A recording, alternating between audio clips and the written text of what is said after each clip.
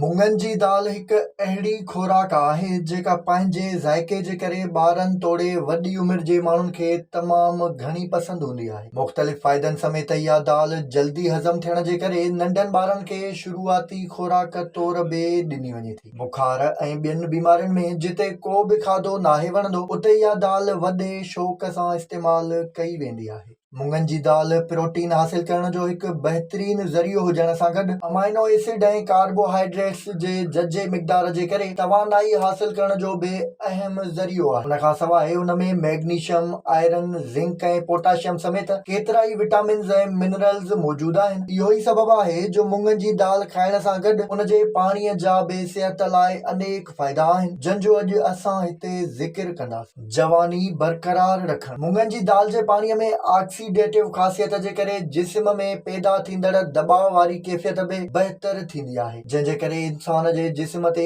उमिरि जा असर थियण घटिजी वेंदा आहिनि। रोज़ हिकु भेरो इहो पाणी पीअण सां माण्हू वधंदड़ उमिरि जे असरनि खां महफ़ूज़ रही डिघी उमिरि ताईं जवान रहंदो आहे। ब्लड प्रेशर जा फ़ाइदा। मुङनि जी दाल में मुख़्तलिफ़ जुज़ हुजण करे उहा हाई ब्लड प्रेशर खे घटाइण में बि वॾी मदद ॾींदी आहे ऐं जिस्मानी तवानाई बहाल कंदी आहे। इहो ई सबबु आहे जो डॉक्टर घणे ब्लड प्रेशर वारे मरीज़नि ऐं बुखार में मुब्तला माण्हुनि खे मुङनि जी दाल खाइण जो मशवरो ॾींदा आहिनि। कोलेस्ट्रोल ऐं दिलि जी सिहत। मुङनि जी दाल जो पाणी तासीर जे हवाले सां तमामु घणो महफ़ूज़ हूंदो आहे, जंहिंजो बाक़ाइदगीअ सां इस्तेमालु न रुॻो ब्लड प्रेशर ते कंट्रोल करे थो, पर वधियल कोलेस्ट्रोल लेवल खे घटाए दिलि जी सिहत बहितर करण में बि वॾो मददगार साबित थींदो आहे।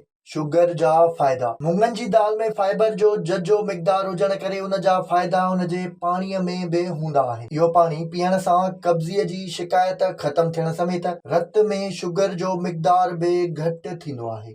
वज़न में लाथ। वधियल वज़न मुख़्तलिफ़ बीमारियुनि जो सबबु हुजण करे अक्सर माण्हुनि लाइ परेशानीअ जो सबबु हुजे थो, जेके मुङनि जी दाल जो पाणी पी उन मसइले मां जिंद छॾाए सघनि था। इन पाणीअ में प्रोटीन ऐं ग़ज़ाइयत जो जजो मिक़दार हुजण सां गॾु सणब बिल्कुल बि नाहे हूंदो, जंहिंजे करे उन जो रोज़ानो इस्तेमालु वज़न घटाइण में बि वॾो मददगार साबित थींदो आहे। फाइबर हुजण जे करे मुङनि जी दाल जो पाणी चर्ॿीअ खे ॻारे जिस्म मां कढण लाइ बि वॾो फ़ाइदेमंद हूंदो आहे। मुङनि जी दाल जो पाणी ठाहिण लाइ हिकु गिलास पाणीअ में थोरी दाल विझी घटि में घटि 4 कलाकनि ताईं पिसाए रखो। उन खां पोइ दाल खे पाणीअ समेत हल्की बाहि ते एतिरे ताईं पचायो जेसि ताईं दाल ॻरी न थी वञे। दाल ॻरण खां पोइ उन खे कंहिं साफ़ कपिड़े सां छाणे उहो पाणी पी सघिजे थो।